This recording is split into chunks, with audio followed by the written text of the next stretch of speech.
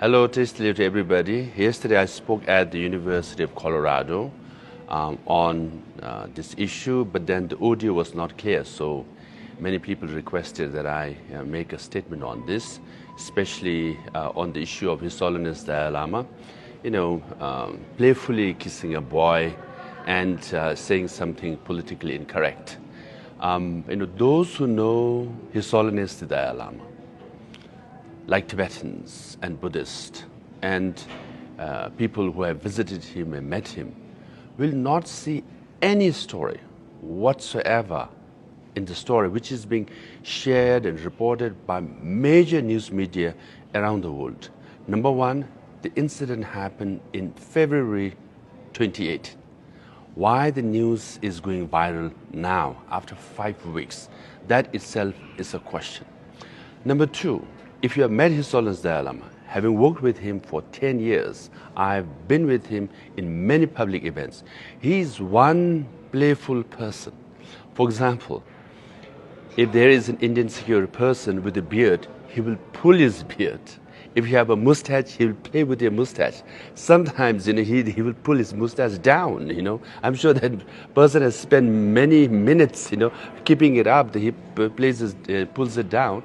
And if you have a big head, he'll point your head and say, big head, So if you have a big nose, he will say, big nose, and he goes close and gives the New Zealand Maori greeting, of touching each other's nose. So he's like that all the time playing. And if you are bald, that's it. He'll rub your head and give you one spank. Sometimes quite hard. My security, Kalyan, used to get quite a few spank on his head because, he was bald. Now, imagine His Holiness Dalai Lama going to the White House, meeting the President of America.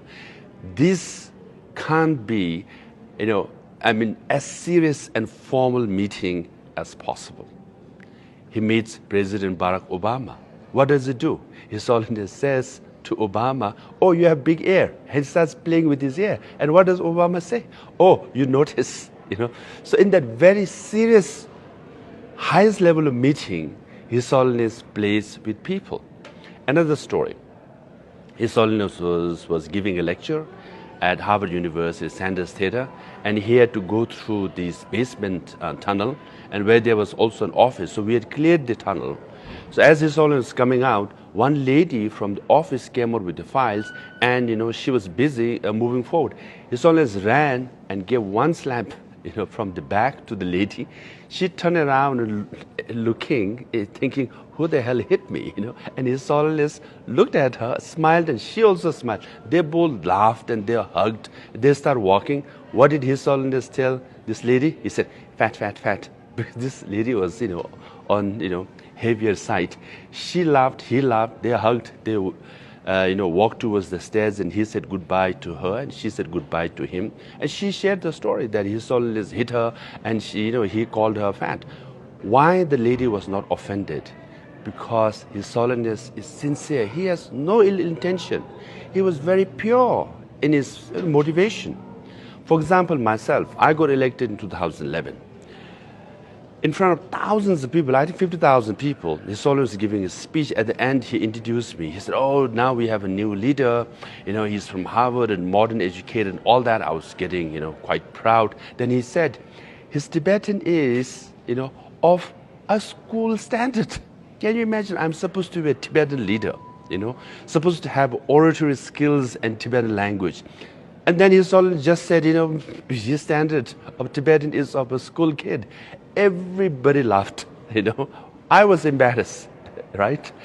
But what did I do? Did I feel anything bad towards His Holiness? No. Why? Because he's pure, he's sincere, he has no ill intention at all.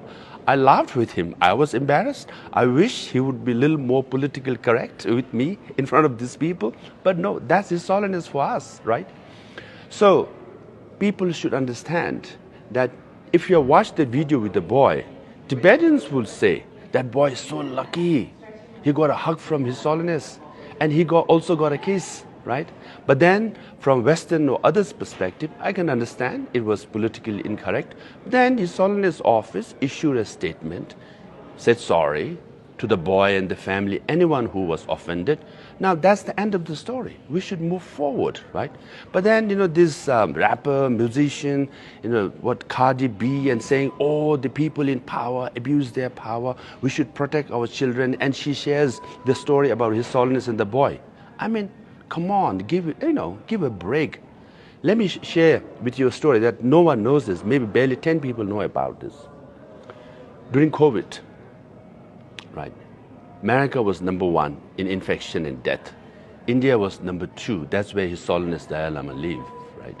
So I was going to Washington, D.C., and his personal physician, Dr. Sithanla, called me and said, hey, when you go to D.C., America is about to launch, Pfizer vaccine.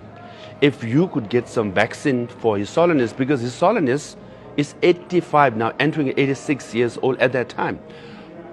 All the people who died, majority of them were elders. And His Holiness Dalai Lama was vulnerable, given his age, right?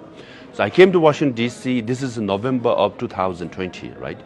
And I met people at the White House, the Deputy National Security Advisors and others, and I made a request. And I said, His Holiness is very, he's given his age, we need to vaccinate him and protect from COVID. And White House agreed. And then message was conveyed to the U.S. Embassy in Delhi. They also agreed, right?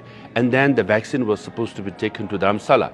Now the personal physician of His Holiness and the personal secretary approached His Holiness. You know what His Holiness said? He said, oh, please thank the government of America, but I don't want Pfizer vaccine. Because 1.4 billion people in India, they don't have vaccine. And I see people here, ordinary people, they are